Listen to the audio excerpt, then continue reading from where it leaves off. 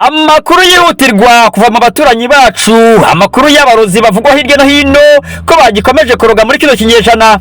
Reka tunyarukire gatoya muri Tanzania Arusha, aho abaturage ba Tanzania bariye karungu.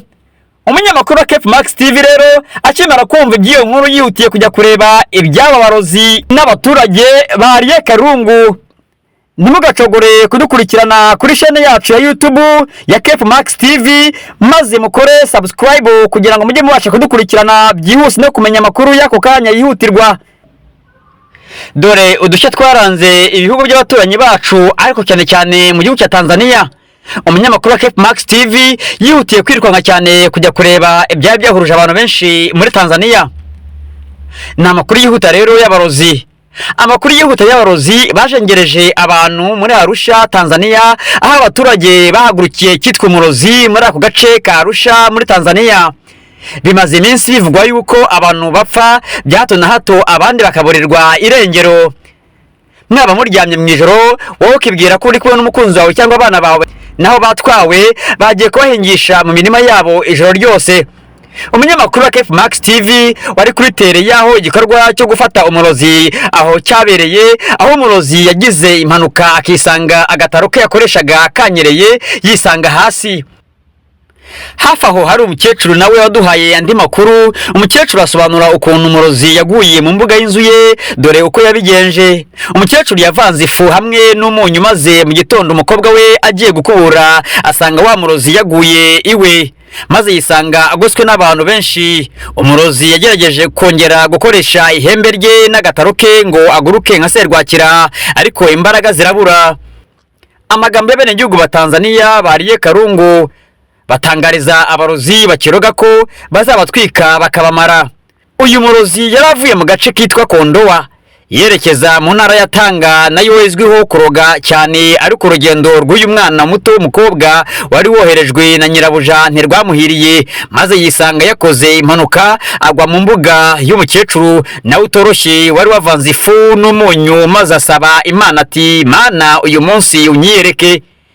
Uwo murozi bamubajije transport akoresha iyo bashatse gufata urugendo, nawe asubiza avuga ati, iyo twunamye gutya ujya guhomora amaso twagiye. Isura y'uyu murozi ntiyabashaga kugaragara neza kuko yari itwikiriye, kandi byari mu gicuku cya saa 9. Yaraharaye yabuze imbaraga zihamukura kugeza mu gitondo.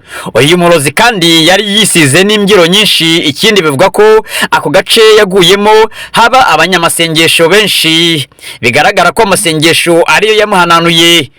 Umunyamakuru yabajije abaturage bo muri ako gace niba nta bindi bibazo bahura nabyo, maze basubiza bavuga ko ako gace gahora ku nkeke y'ubukene, n'urubyiruko rukora cyane ariko amafaranga yabo bakabura ahaca.